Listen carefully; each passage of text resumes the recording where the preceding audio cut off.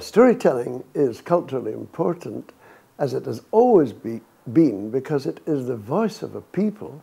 It tells you their character. It tells you the things that make them who they are. It tells you what makes them laugh, what makes them cry, and it expresses the unique individuality of these particular people.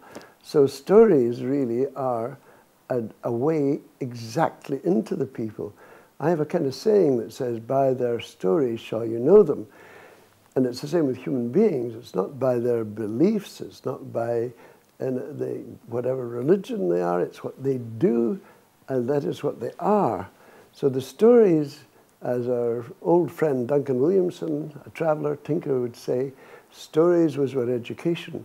And they are kind of, they're a way of seeing the world, they're a way of telling you who you are. They are hugely culturally important. If you lose your stories, you lose yourself. Not only do stories tell us about people, they are interlinked with major events in history. David Campbell goes on to tell us how stories have changed over the past 200 years.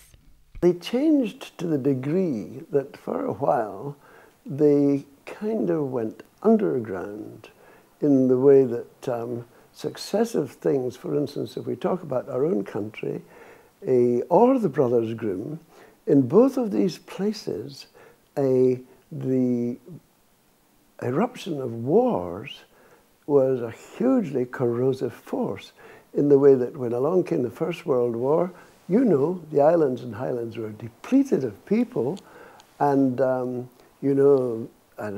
so the young men were really all gone and lost, and then in your island, people came back at the end of the war, and there was an awful tragedy of the Isle Ayr, you know, where even those people, young men who'd survived, died. And so the war was one thing that drew the community away from their homes. And in Germany, the Third Reich more or less obliterated the folk tradition, and it was almost entirely lost. But it is now in Germany, creeping back, and here, of course, people have found once again the storytellers from the outer islands, from the travelling people, from the tinkers, and they've realized how important they are and what wisdom they carry, and how much, as I said before, they carry our character.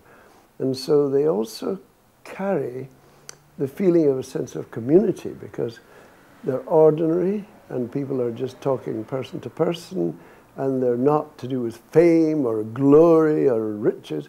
They're to do with people being together. So they've come back because I think of a hunger in people, and they were lost because of things like the wars, but also the invasion of the media, television and radio and so forth and so on, which, as you know, in your island, kind of destroyed nearly the ceilidh houses.